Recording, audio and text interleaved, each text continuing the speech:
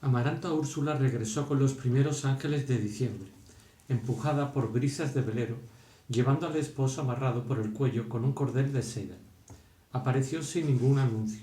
con un vestido color de marfil, un hilo de perlas que le daba casi a las rodillas, sortijas de esmeraldas y topacios, y el cabello redondo y liso rematado en las orejas con puntas de golondrina.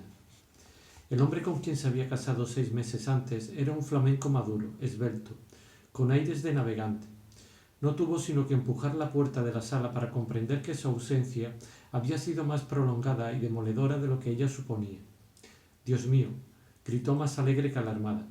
«¿cómo se ve que no hay una mujer en esta casa?». El equipaje no cabía en el corredor. Además del antiguo baúl de Fernanda con que la mandaron al colegio, llevaba 2 roperos verticales, 4 maletas grandes, un talego para las sombrillas, 8 cajas de sombreros, una jaula gigantesca con medio centenar de canarios y el velocípedo del marido, desarmado dentro de un estuche especial que permitía llevarlo como un violonchelo. Ni siquiera se permitió un día de descanso al cabo del largo viaje. Se puso un gastado overol de lienzo que había llevado el esposo con otras prendas de motorista y emprendió una nueva restauración de la casa. Desbandó las hormigas coloradas que ya se habían apoderado del corredor. Resucitó los rosales, arrancó la maleza de raíz y volvió a sembrar helechos, oréganos y begonias en los tiestos del pasamano. Se puso al frente de una cuadrilla de carpinteros, cerrajeros y albañiles que resanaron las grietas de los pisos, enquiciaron puertas y ventanas, renovaron los muebles y blanquearon las paredes por dentro y por fuera. De modo que 3 meses después de su llegada se respiraba otra vez el aire de juventud y de fiesta que hubo en los tiempos de la pianola. Nunca se vio en la casa a nadie con mejor humor a toda hora y en cualquier circunstancia, ni a nadie más dispuesto a cantar y bailar, y a tirar en la basura las cosas y las costumbres revenidas.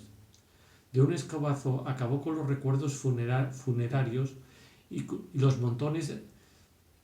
de cherembecos inútiles y aparatos de superstición que se apelotonaban en los rincones, y lo único que conservó, por gratitud a Úrsula, fue el daguerrotipo de remedios en la sala. «Miren qué lujo», gritaba muerta de risa, una bisabuela de 14 años. Cuando uno de los albañiles le contó que la casa estaba poblada de aparecidos y que el único modo de espantarlos era buscando los tesoros que habían dejado enterrados, ella replicó entre carcajadas que no creía en supersticiones de hombres. Era tan espontánea, tan emancipada, con un espíritu tan moderno y libre, que Aureliano no supo qué hacer con el cuerpo cuando la vio llegar. «¡Qué bárbaro!», gritó ella, feliz. «¡Qué bárbaro!», gritó ella feliz con los brazos abiertos. «Miren cómo ha crecido mi adorado antropófago». Antes de que él tuviera tiempo de reaccionar, ya ella había puesto un disco en el gramófono portátil que llevó consigo y estaba tratando de enseñarle los bailes de moda. Lo obligó a cambiarse los escuálidos pantalones que heredó del coronel Aureliano Buendía, le regaló camisas juveniles y zapatos de 2 colores, y lo empujaba a la calle cuando pasaba mucho tiempo en el cuarto de Melquiades. Activa, menuda, indomable, como Úrsula, y casi tan bella y provocativa como Remedios, la bella, estaba dotada de un raro instinto para anticiparse a la moda. Cuando recibía por correo los figurines más recientes, apenas le servían para comprobar que no se había equivocado en los modelos que inventaba, y que cosía en la rudimentaria máquina de manivela de Amaranta. Estaba suscrita a cuanta revista de modas, información artística y música popular se publicara en Europa, y apenas les echaba una ojeada para darse cuenta de que las cosas iban en el mundo como ella las imaginaba. No era comprensible que una mujer de aquel espíritu hubiera regresado a un pueblo muerto, deprimido por el polvo y el calor, y menos con un marido que tenía dinero de sobra para vivir bien en cualquier parte del mundo, y que la amaba tanto que se había sometido a ser llevado y traído por ella con el dogal de seda. Sin embargo, a medida que el tiempo pasaba era más evidente su intención de quedarse, pues no concebía planes que no fueran a largo plazo, ni tomaba determinaciones que no estuvieran orientadas a procurarse una vida cómoda y una vejez tranquila en Macondo.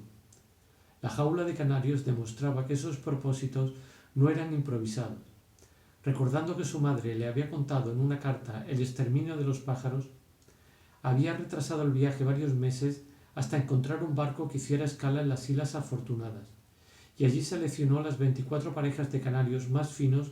para repoblar el cielo de Macondo. Esa fue la más lamentable de sus numerosas iniciativas frustradas.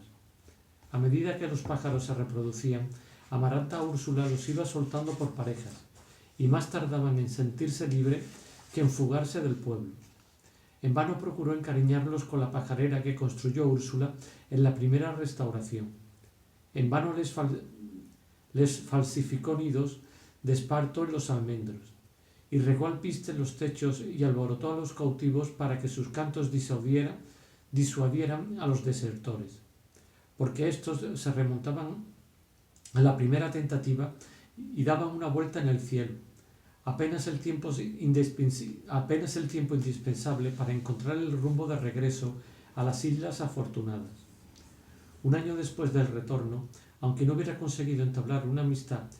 ni promover una fiesta, Amaranta Úrsula seguía creyendo que era posible rescatar aquella comunidad elegida por el infortunio.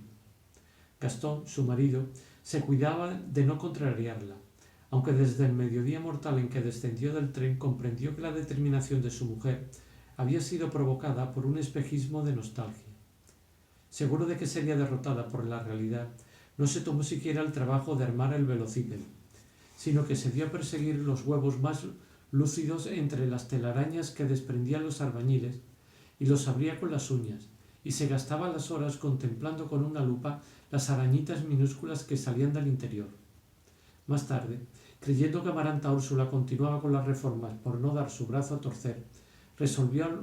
armar el aparatoso velocípedo cuya rueda anterior era mucho más grande que la posterior, y se dedicó a capturar y disecar cuanto insecto aborigen encontraba en los contornos, que remitía en frasco de mermelada a su antiguo profesor de Historia Natural de la Universidad de Lieja, donde había hecho estudios avanzados en entomología, aunque su vocación dominante era la de aeronauta. Cuando andaba en el velocípedo, usaba pantalones de acróbata, medias de gaitero y cachucha de detective. Pero cuando andaba de a pie vestía de lino crudo, intachable, con zapatos blancos, corbatín de seda,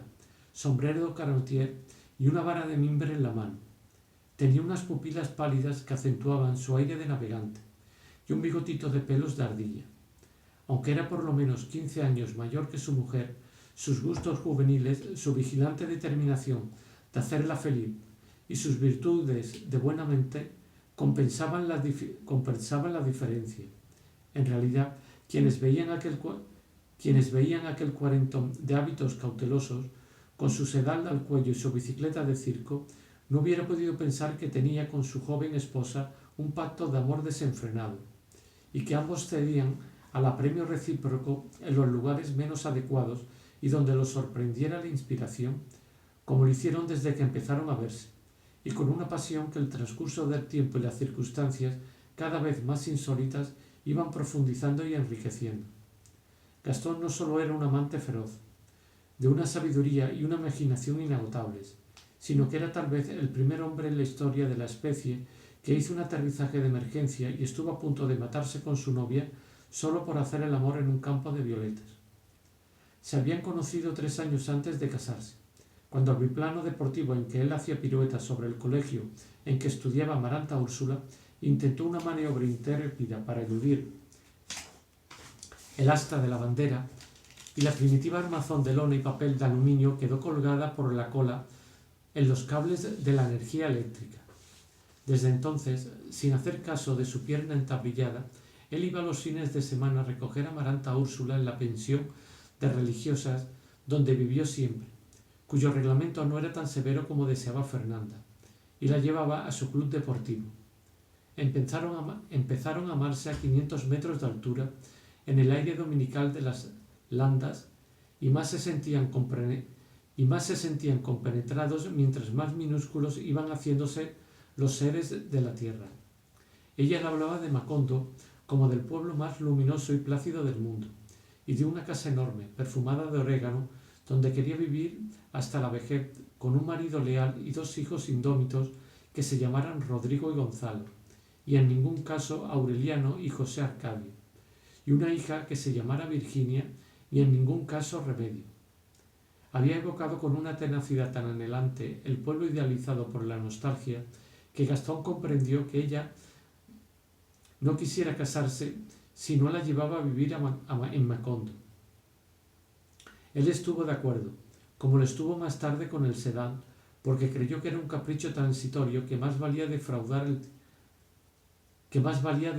a tiempo. Pero cuando transcurrieron 2 años en Macondo y Amaranta Úrsula seguía tan contenta como el primer día, él empezó a dar señales de alarma. Ya para entonces había disecado cuanto insecto era disecable en la región, hablado el castellano como un nativo y había descifrado todos los crucigramas de las revistas que recibían por correo. No tenía el pretexto del clima para apresurar el regreso, porque la naturaleza lo había dotado de un hígado colonial que resistía sin quebrantos el bochorno de la siesta y el agua con gusarapos. Le gustaba tanto la comida criolla que una vez se comió un sartal de 82 huevos de iguana. Amaranta Úrsula, en cambio, se hacía llevar en el tren pescados y mariscos en cajas de hielo, carnes en latas y frutos almibaradas, que era lo único que podía comer, y seguía vistiéndose a la moda europea y recibiendo figurines por correo, a pesar de que no tenía dónde ir ni a quién visitar, y de que a esas alturas su marido carecía de humor para apreciar sus vestidos cortos, sus fieltros ladeados y sus collares de 7 vueltas. Su secreto parecía consistir en que siempre encontraba el modo de estar ocupada, resolviendo problemas domésticos que ella misma creaba y haciendo mal ciertas cosas que corregía al día siguiente, con una inteligencia perniciosa que habría hecho pensar a Fernanda en el vicio hereditario de hacer para deshacer. Su genio festivo continuaba entonces tan despierto que cuando recibía discos nuevos invitaba a Gastón a quedarse en la sala hasta muy tarde para ensayar los bailes que sus compañeras de colegio le describían con dibujos, y terminaban generalmente haciendo el amor en los mecedores vieneses o en el suelo pelado. Lo único que le faltaba para ser completamente feliz era el nacimiento de los hijos, pero respetaba el pacto que había hecho con su marido de no tenerlos antes de cumplir 5 años de casados. Buscando algo con que llenar sus horas muertas, Gastón solía pasar la mañana en el cuarto de Melquiades con el esquivo Aureliano. Se complacía en evocar con él los rincones más íntimos de su tierra, que Aureliano conocía como si hubiera estado en ella mucho tiempo. Cuando Gastón le preguntó cómo había hecho para obtener informaciones que no estaban en la enciclopedia, recibió la misma respuesta que José Arcadio: todo se sabe. Además del sánscrito, Aureliano había aprendido el inglés y el francés, y algo de latín y griego. Como entonces salía todas las tardes y Amaranta Úrsula le había asignado una suma semanal para sus gastos personales, su cuarto parecía una sección de la librería del sabio catalán. Leía con avidez hasta muy altas horas de la noche, aunque por la forma en que se refería a sus lecturas, Gastón pensaba que no compraba los libros para informarse, sino para verificar la exactitud de sus conocimientos, y que ninguno le interesaba más que los pergaminos, a los cuales dedicaba las mejores horas de la mañana. Tanto a Gastón como a su esposa le habría gustado incorporarlo a la vida familiar, pero Aureliano era hombre hermético, con una nube de misterio que el tiempo iba haciendo más densa. Era una condición tan infranqueable que Gastón fracasó en sus esfuerzos por intimar con él, y tuvo que buscarse otro entretenimiento para llenar sus horas muertas. Fue por esa época que concibió la idea de establecer un servicio de correo aéreo. No era un proyecto nuevo, en realidad lo tenía bastante avanzado cuando conoció a Amaranta Úrsula, solo que no era para Macondo sino para el Congo belga, donde su familia tenía inversiones en aceite de palma. El matrimonio, la decisión de pasar unos meses en Macondo para complacer a la esposa, lo habían obligado a aplazarlo. Pero cuando vio que Amaranta Úrsula estaba empeñada en organizar una junta de mejoras públicas y hasta se reía de él por insinuar la posibilidad del regreso, comprendió que las cosas iban para largo y volvió a establecer contacto con sus olvidados socios de Bruselas, pensando que para ser pionero daba lo mismo el Caribe que el África. Mientras progresaban las gestiones, preparó un campo de aterrizaje en la antigua región encantada que entonces parecía una llanura de pedernal resquebrajado, y estudió la dirección de los vientos, la geografía del litoral y las rutas más adecuadas para la navegación aérea, sin saber que su diligencia, tan parecida a la de Mr. Herbert, estaba infundiendo en el pueblo la peligrosa sospecha de que su propósito no era planear itinerarios sino sembrar banano. Entusiasmado con una ocurrencia que después de todo podía justificar su establecimiento definitivo en Macondo, hizo varios viajes a la capital de la provincia, se entrevistó con las autoridades y obtuvo licencias y suscribió contactos de exclusividad.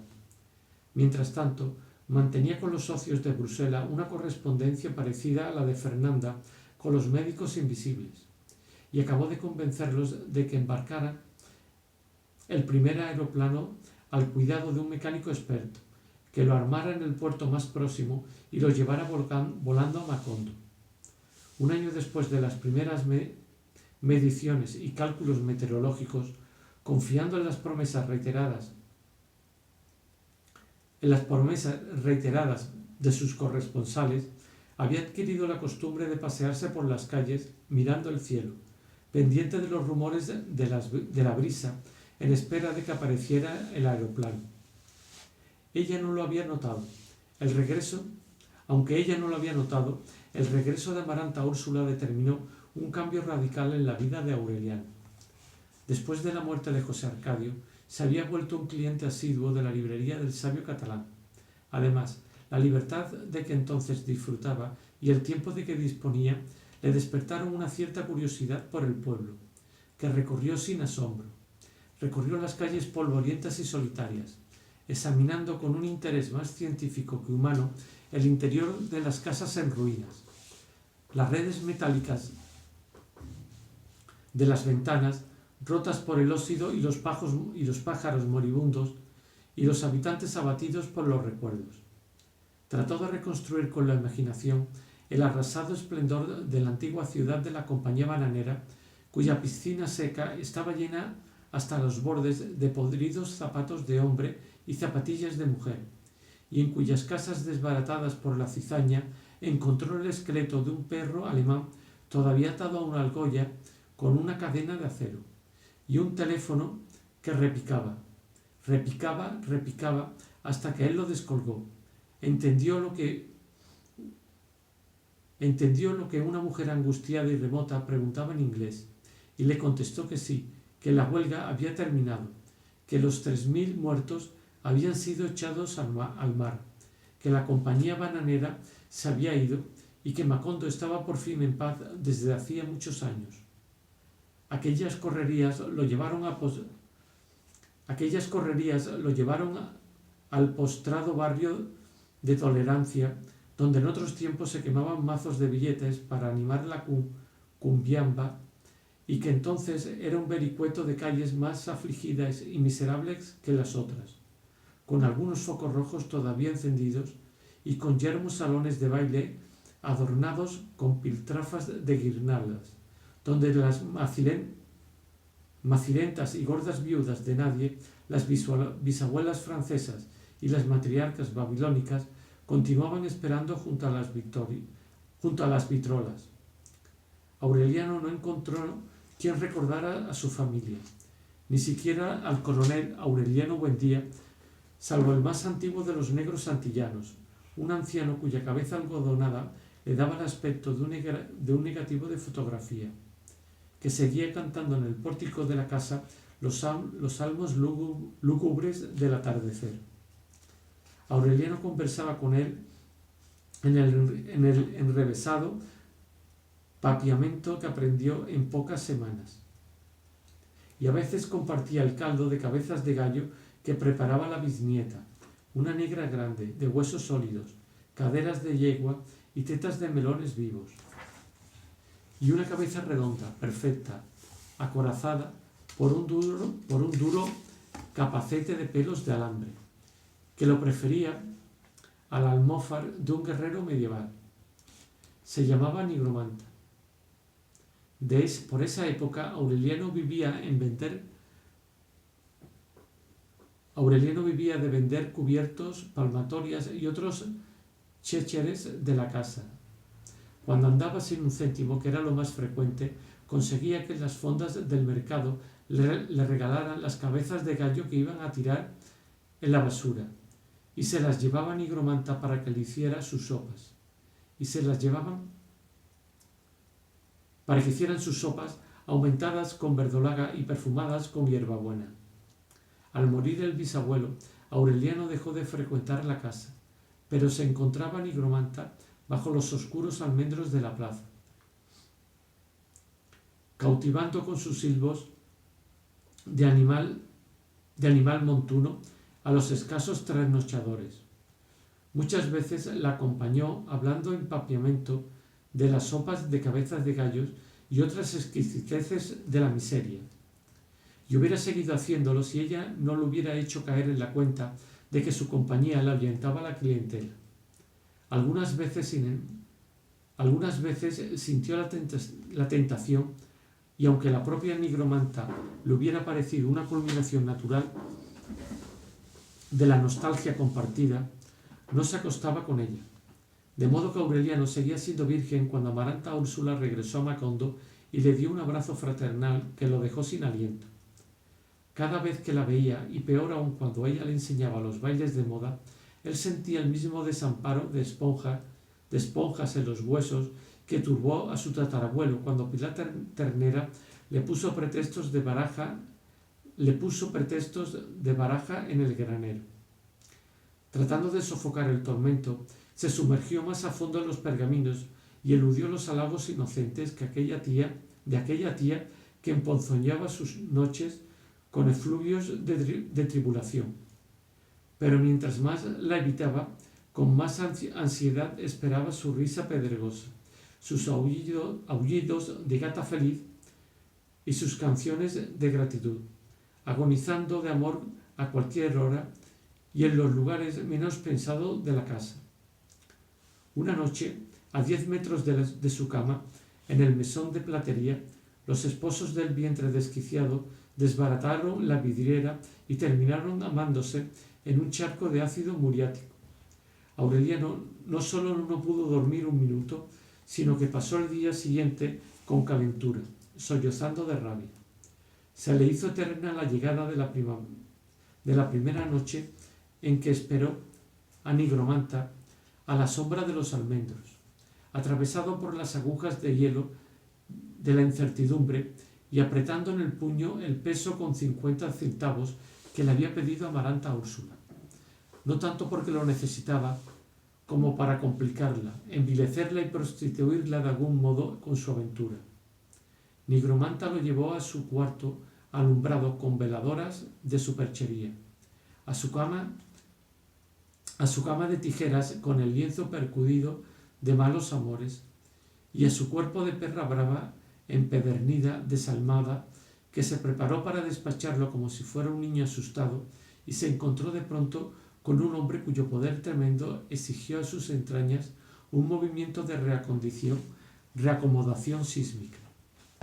Se hicieron amantes. Aureliano ocupaba la mañana en descifrar pergaminos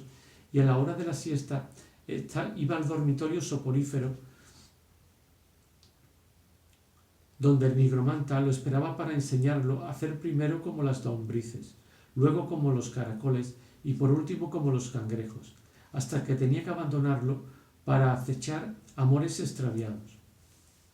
Pasaron varias semanas antes de que Aureliano descubriera que ella tenía alrededor de la cintura un cintillo que parecía hecho con una cuerda de violonchelos, pero que era duro como el acero y carecía de remate, porque había nacido y crecido con ella. Casi siempre, entre amor y amor, comían desnudos en la cama, en el calor alucinante y bajo las estrellas diurnas que el óxido iba haciendo despuntar en el techo de zinc. Era la primera vez que Nigromanta tenía un hombre fijo, un machucante de plata, como ella misma decía, muerta de risa, y hasta empezaba a hacerse ilusiones de corazón cuando Aureliano le confió su pasión reprimida por Amaranta Úrsula,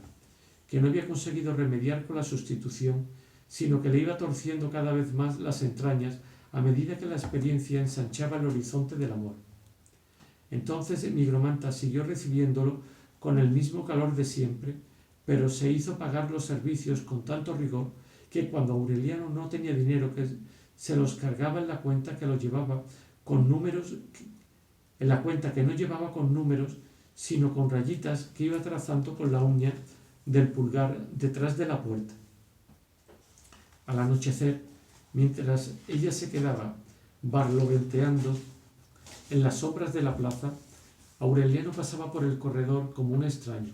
saludando apenas a Amaranta, Úrsula y a Gastón, que de ordinario cenaban a esa hora, y volvía a encerrarse en el cuarto sin poder leer ni escribir, ni siquiera pensar, por la ansiedad que le provocaban las risas, los cuchicheos, los retozos preliminares y luego las explosiones de felicidad agónica que colmaban las noches de la casa. Esa era su vida 2 años antes de que Gastón empezara a esperar el aeroplano, y seguía siendo igual la tarde en que fue a la librería del sabio catalán y encontró a 4 muchachos despotricadores encarnizados en una discusión sobre los métodos de matar cucarachas en la Edad Media. El viejo librero, conociendo la afición de Aureliano por libros que sólo había leído Beda el Venerable, lo instó con una cierta malignidad paternal a que terciara en la controversia, y él ni siquiera tomó aliento para explicar que las cucarachas, el insecto alado más antiguo sobre la tierra, era ya la víctima favorita de los chancletazos en el Antiguo Testamento, pero que como especie era definitivamente refractaria a cualquier método de exterminio, desde las rebanadas de tomate con bora hasta la harina con azúcar, pues sus 1603 variedades habían resistido a la más remota, tenaz y despiadada persecución que el hombre había desatado desde sus orígenes contra ser viviente alguno, inclusive el propio hombre, hasta el extremo de que, así como se atribuía al género humano un instinto de reproducción, debía atribuírsele otro más definido y apremiante, que era el instinto de matar cucarachas, y que si éstes habían logrado escapar a la ferocidad humana era porque se habían refugiado en las tinieblas, donde se hicieron invulnerables por el miedo congénito del hombre a la oscuridad, pero en cambio se volvieron susceptibles al esplendor del mediodía, de modo que ya en la Edad Media, en la actualidad y por los siglos de los siglos, el único método eficaz para matar cucarachas era el del deslumbramiento solar. Aquel fatalismo enciclopédico fue principio de una gran amistad. Aureliano siguió reuniéndose todas las tardes con los 4 discutidores, que se llamaban Álvaro, Germán, Alfonso y Gabriel, los primeros y últimos amigos que tuvo en la vida. Para un hombre como él, encasillado en la realidad descrita, aquellas sesiones tormentosas que empezaban en la librería a las 6 de la tarde y terminaban en los burdeles al amanecer fueron una revelación. No se le había ocurrido pensar hasta entonces que la literatura fuera el mejor juguete que se había inventado para buscarle a la gente, como lo demostró, para burlarse de la gente, como lo demostró Álvaro en una noche de parranda. Había de transcurrir algún tiempo antes de que Aureliano se diera cuenta de que tanta arbitrariedad tenía origen en el ejemplo del sabio catalán, para quien la sabiduría no valía la pena si no era posible servirse de ella para inventar una manera nueva de preparar los garbanzos. La tarde en que Aureliano sentó cátedra sobre las cucarachas, la discusión terminó en la casa de las muchachitas que se acostaban por hambre, un burdel de mentira de los arrabales de Macondo. La propietaria era una mamasanta sonriente, atormentada por la manía de abrir y cerrar puertas. Su eterna sonrisa parecía provocada por la credulidad de los clientes, que admitían como algo cierto un establecimiento que no existía sino en la imaginación, porque allí hasta las cosas tangibles eran irreales. Los muebles que se desarmaban al sentarse, la vitrola destripada en cuyo interior había una gallina incubando,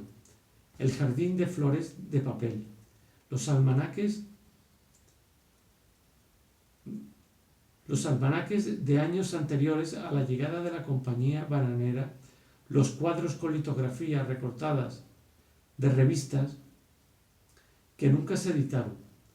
hasta las putitas tímidas que acudían del vecindario cuando la propietaria les avisaba de que habían llegado clientes, era una pura invención.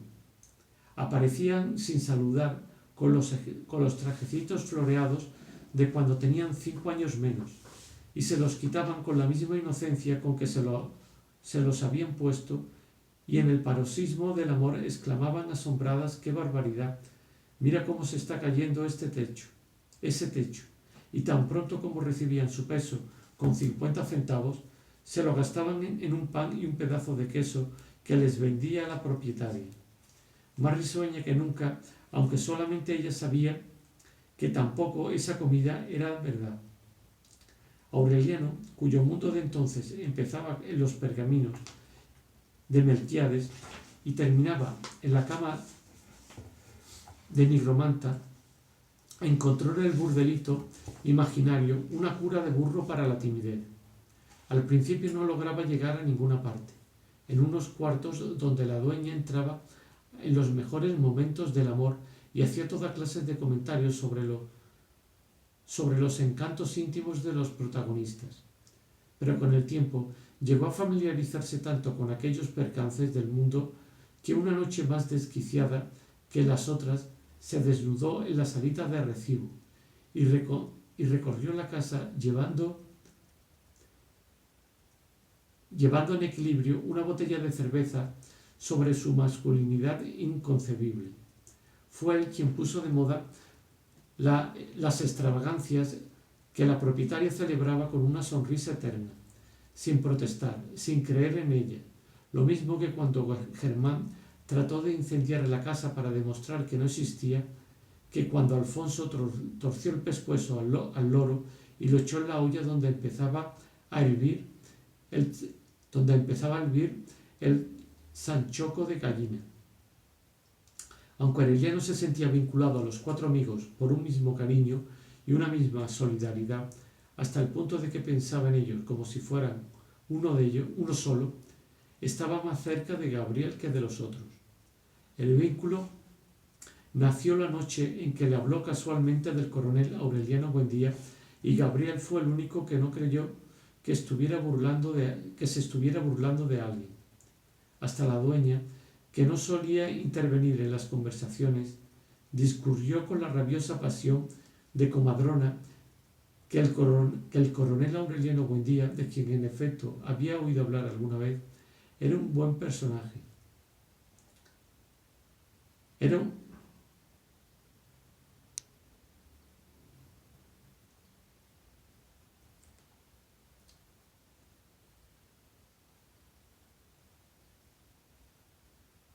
Era un personaje inventado por el gobierno como un pretexto de matar liberales. Gabriel, en cambio, no ponía en duda la realidad del coronel Aureliano Buendía, porque había sido compañero de armas y amigo inseparable de su bisabuelo, el coronel Gerineldo Márquez. Aquellas validades de la memoria eran todavía más críticas cuando se hablaba de la matanza de los trabajadores. Cada vez que Aureliano tocaba el punto, no solo la propietaria, sino algunas personas mayores que ella, repudiaban la patraña de los trabajadores acorralados en la estación, y del tren de 200 vagones cargados de muertos, e inclusive se obstinaban en lo que después de todo había quedado establecido en expedientes judiciales y en los textos de la escuela primaria, que la compañía bananera no había existido nunca. De modo que Aureliano y Gabriel estaban vinculados por una especie de complicidad, fundada en hechos reales en los que nadie creía y que habían afectado sus vidas hasta el punto de que ambos se encontraban a la deriva en la resaca de un mundo acabado, de lo cual solo quedaba la nostalgia. Gabriel dormía donde lo sorprendía la hora. Aureliano lo acomodó varias veces en el taller de platería, pero se pasaba las noches en vela, perturbado por el trasiego de los muertos que andaban hasta el amanecer por los dormitorios. Más tarde se lo encomendó a Nigromanta, quien lo llevaba a su cuartito multitudinario cuando estaba libre, y le anotaba las cuentas con rayitas verticales detrás de la puerta y en los pocos espacios disponibles que habían dejado las deudas de Aureliano. A pesar de su vida desordenada, todo el grupo trataba de hacer algo perdurable, a instancias del sabio catalán. Era él, con su experiencia de antiguo profesor de letras clásicas y su depósito de libros raros, quien los había puesto en condiciones de pasar una noche entera buscando la 37ª situación dramática, en un pueblo donde ya nadie tenía interés ni posibilidades de ir más allá de la escuela primaria. Fascinado por el descubrimiento de la amistad, aturdido por los hechizos de un mundo que le había sido vedado por la mezquindad de Fernanda, Aureliano abandonó el escrutinio de los pergaminos precisamente cuando empezaban a revelársele como predicciones en versos cifrados. Pero la comprobación posterior de que el tiempo alcanzaba para todo sin que fuera necesario renunciar a los burdeles, le dio ánimos para volver al cuarto de Melquiades, decidido a no flaquear en su empeño hasta descubrir las últimas claves. Eso fue por los días en que Gastón empezaba a empeorar, a esperar el aeroplano, y Amaranta Úrsula se encontraba tan sola que una mañana apareció en el cuarto. «Hola, antropófago», le dijo, «otra vez en la cueva». Era irresistible, con su vestido inventado y uno de los largos collares de vértebras de sábalo que ella misma fabricaba. Había desistido del sedal, convencida de la fidelidad del marido, y por primera vez desde el regreso parecía disponer de un rato de ocio. Aureliano no hubiera tenido necesidad de verla para saber que había llegado. Ella se acodó en la mesa de trabajo, tan cercana e inerme que Aureliano percibió el hondo rumor de sus huesos y se interesó en los pergaminos. Tratando de sobreponerse a la turbación, él atrapó la voz que se le fugaba, la vida que se le iba, la memoria que se le convertía en un pólipo petrificado, y le habló del destino levítico del sánscrito, de la posibilidad científica de ver el futuro transparentado en el tiempo como se ve a contraluz lo escrito en el reverso de un papel, de la necesidad de cifrar las predicciones para que no se derrotaran a sí misma, y en las centurias de Nostradamus y de la destrucción de Cantabria, anunciada por San Millán. De pronto, sin interrumpir la plática, movido por un impulso que dormía en él desde sus orígenes, Aureliano puso su mano sobre la de ella, creyendo que aquella decisión final ponía término a la zozobra. Sin embargo, ella le agarró el índice con la inocencia cariñosa con que lo hizo muchas veces en la infancia, y lo tuvo agarrado mientras él seguía contestando sus preguntas. Permanecieron así, vinculados por un índice de hielo que no transmitía nada en ningún sentido, hasta que ella despertó de su sueño momentáneo y se dio una palmada en la frente. «Las hormigas», exclamó, y entonces se olvidó de los manuscritos. Llegó hasta la puerta con un paso de baile y desde allí le mandó a Aureliano con la punta de los dedos el mismo beso con que se despidió de su padre la tarde en que la mandaron a Bruselas. «Después me explica», dijo, «se me había olvidado que hoy es día de echar cal en los huecos de las hormigas». Siguió yendo al cuarto ocasionalmente, cuando tenía algo que hacer por esos lados, y permanecía allí breves minutos, mientras su marido continuaba escrutando el cielo. Ilusionado con aquel cambio, Aureliano se quedaba entonces a comer en familia, como no lo hacía desde los primeros meses del regreso de Amaranta a Úrsula. A Gastón le agradó. En las conversaciones de sobremesa, que solían prolongarse por más de una hora, se dolía de que sus socios lo estuvieran engañando. Le habían anunciado el embarque del aeroplano en un buque que no llegaba, y aunque sus agentes marítimos insistían en que no llegaría nunca porque no figuraba en las listas de los barcos del Caribe, sus socios se obstinaban en que el despacho era correcto, y hasta insinuaban la posibilidad de que Gastón les mintiera en sus cartas. La correspondencia alcanzó tal grado de suspicacia recíproca que Gastón optó por no volver a escribir y empezó a sugerir la posibilidad de un viaje rápido a Bruselas para aclarar las cosas y regresar con el aeroplano. Sin embargo, el proyecto se desvaneció tan pronto como Amaranta Úrsula reiteró su decisión de no moverse de Macondo, aunque se quedara sin marido. En los primeros tiempos, Aureliano compartió la idea generalizada de que Gastón era un tonto en velocípedo, y eso le suscitó un vago sentimiento de piedad. Más tarde, cuando tuvo en los burdeles una información más profunda sobre la naturaleza de los hombres, pensó que la mansedumbre de Gastón tenía origen en la pasión desmandada. Pero cuando lo conoció mejor y se dio cuenta de que su verdadero carácter estaba en contradicción con su conducta sumisa, concibió la maliciosa sospecha de que hasta la espera del aeroplano era una farsa. Entonces pensó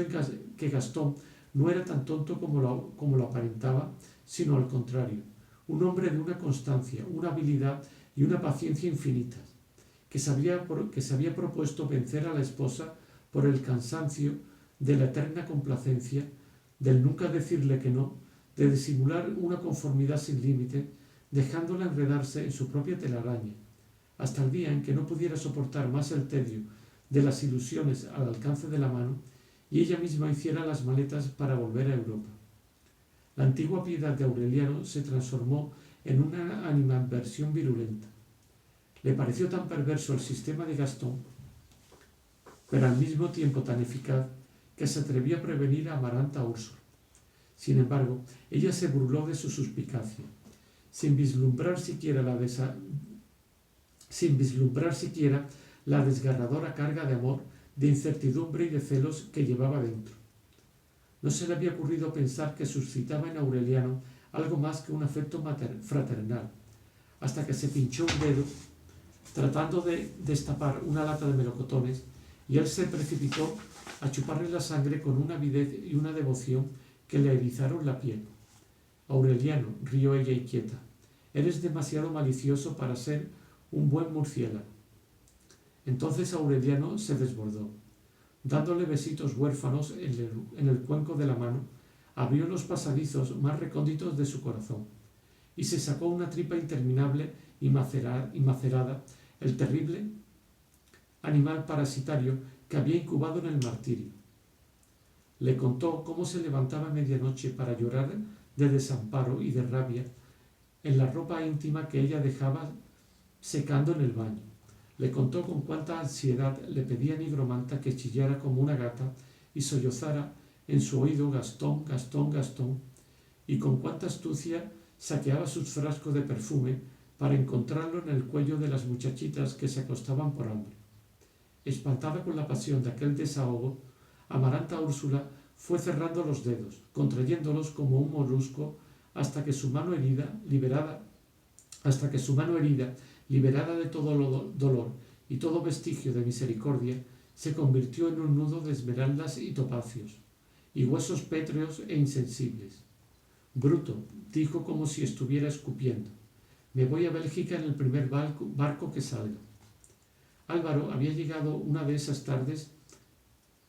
a la librería del sabio catalán, pregonando al voz en cuello su último hallazgo, un burdel zoológico. Se llamaba El Niño de Oro, y era un inmenso salón al aire libre donde se paseaban a voluntad no menos de 200 alcaravanes que daban la hora con un cacaraqueo ensordecedor. En los caracoles de alambre se rodeaban la pista de baile. En los caracoles de alambre que rodeaban la pista de baile y entre grandes camelias amazónicas había garzas de colores, caimanes cebados como cerdos, serpientes de 12 cascabeles y una tortuga de concha dorada que se zambullía en un minúsculo océano artificial. Había un perrazo blanco, manso y pederasta, que sin embargo prestaba servicios de padrote para que le dieran de comer. El aire tenía una densidad ingenua, como si lo acabaran de inventar, y las bellas mulatas que esperaban sin esperanza entre pétalos sangrientos y discos pasados de modas conocían oficios de amor que el hombre había dejado olvidado en el paraíso terrenal. La primera noche en que el grupo visitó aquel invernadero de ilusiones, la espléndida y taciturna anciana que vigilaba el ingreso en un mecedor de bejuco sintió que el tiempo regresaba a sus manantiales primarios, cuando entre los 5 que llegaban descubrió un hombre óseo, cetrino, de pómulos tártaros, marcado para siempre y desde el principio del mundo por la viruela de la soledad. ¡Ay!, suspiró Aureliano. Estaba viendo otra vez al coronel Aureliano Buendía, como lo vio a la luz de la lámpara mucho antes de las guerras, mucho antes de la desolación de la gloria y el exilio del desencanto. La remota madrugada en que él fue a su dormitorio para impartir la primera orden de su vida, la orden de que le dieran amor. Era Pilar Ternera. Años antes, cuando cumplió los 145 años, había renunciado a la perniciosa costumbre de llevar las cuentas de su edad y continuó viviendo en el tiempo elástico y marginal de los recuerdos, en un futuro perfectamente revelado y establecido, más allá de los frutos perturbados por las acechanzas y las suposiciones insidiosas de las barajas. Desde aquella noche, Aureliano se había refugiado en la ternura y la comprensión compasiva de la tatarabuela ignorada. Sentada en el mecedor de bejuco, ella evocaba el pasado, reconstruía la grandeza y el infortunio de la familia y el arrasado esplendor de Macondo, mientras Álvaro asustaba a los caimanes con sus carcajadas de estrépito y Alfonso inventaba la historia truculenta de los alcaravanes que le sacaron los ojos a picotazos a 4 clientes que se portaron mal la semana anterior, y Gabriel estaba en el cuarto de la mulata pensativa que no cobraba el amor con dinero, sino con cartas para un novio contrabandista, que estaba preso al otro lado del Orinoco, porque los guardias fronterizos lo habían purgado y lo habían sentado luego en una vacinilla que quedó llena de mierda con diamantes. Aquel burdel verdadero, con aquella dueña maternal, era el mundo con que Aureliano había soñado en su prolongado cautiverio. Se sentía también tan próximo al acompañamiento perfecto que no pensó en otro refugio la tarde en que Amaranta Úrsula le desmigajó las ilusiones. Fue dispuesto a desahogarse con palabras, a que alguien le zafara los nudos que le oprimían el pecho, pero solo consiguió soltarse en un llanto fluido y cálido y reparador en el regazo de Pilar Ternera. Ella lo dejó terminar, rascándole la cabeza con la yema de los dedos, y sin que él le hubiera revelado que estaba llorando de amor, ella reconoció de inmediato el llanto más antiguo de la historia del hombre. Bueno, niñito, lo consoló. Ahora dime quién es. Cuando Aureliano se lo dijo, Pilar Ternera emitió una risa profunda, la antigua risa expansiva que había terminado por parecer un cucurrucuteo de palomas. No había tenido ningún misterio en el corazón de un buen día.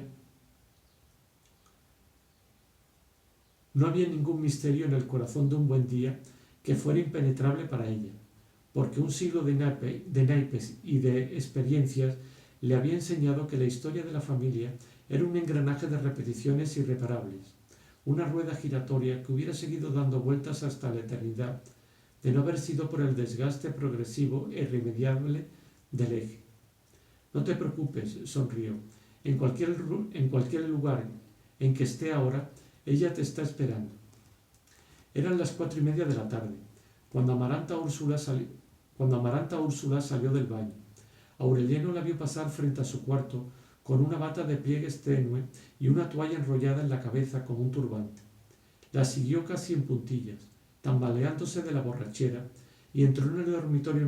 nupcial en el momento en que ella se abrió la bata y se la volvió a cerrar espantada. Hizo una señal silenciosa hacia el cuarto contiguo, cuya puerta estaba entreabierta, y donde Aureliano sabía que Gastón empezaba a escribir una carta. «Vete», dijo sin voz. Aureliano sonrió. La levantó por la cintura con las dos manos, como una maceta de begonias, y la tiró boca arriba en la cama. De un tirón brutal la despojó de la túnica de baño antes de que ella tuviera tiempo de impedirlo, y se asomó al abismo de una desnudez recién lavada que no tenía un matiz de la piel, ni una veta de vellos, ni un lunar recóndito que él no hubiera imaginado en las tinieblas de otros cuartos. Amaranta Úrsula se defendía sinceramente, con astucias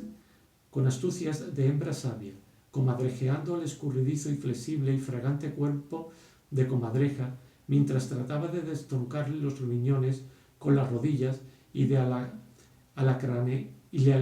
alacraneaba la cara con las uñas, pero sin que él ni ella emitieran un suspiro que no pudiera confundirse con la respiración de alguien que contemplara el parsimonioso crepúsculo de abril por una ventana abierta. Era una lucha feroz, una batalla a muerte, que sin embargo parecía desprovista de toda violencia, porque estaba hecha de agresiones distorsionadas y evasivas espectrales, lentas, cautelosas, solemnes, de modo que entre una y otra había tiempo para que volvieran a florecer las petunias y Gastón olvidara sus sueños de aeronauta en el cuarto vecino, como si fueran dos amantes enemigos tratando de reconciliarse en el fondo de un estanque diáfano. En el fragor del encarnizado y ceremonioso forcejeo, Amaranta Úrsula comprendió que la meticulosidad de su silencio era tan irracional que habría podido despertar las sospechas del marido contiguo, mucho más que los estrépitos de guerra que trataban de evitar. Entonces empezó a reír con los labios apretados, sin renunciar a la lucha, pero defendiéndose con mordiscos falsos y descomadrejeando el cuerpo poco a poco, hasta que ambos tuvieron conciencia de ser al mismo tiempo adversarios y cómplices, y la brega degeneró en un retozo convencional y las agresiones se volvieron caricias. De pronto, casi juzgando como una travesura más, Amaranta Úrsula descuidó la defensa. De pronto, casi jugando como una travesura más, Amaranta Úrsula descuidó la defensa, y cuando trató de reaccionar, asustada de lo que ella misma había hecho posible, ya era demasiado tarde. Una conmoción descomunal la inmovilizó en su centro de gravedad, la sembró en su sitio y su voluntad defensiva fue demolida por la ansiedad irresistible de descubrir qué eran los silbos anaranjados y los globos invisibles que la esperaban al otro lado de la muerte. Apenas tuvo tiempo de estirar la mano y buscar a ciegas la toalla y meterse una mordaza entre los dientes para que no se le salieran los chillidos de gata que ya le estaban desgarrando las entrañas.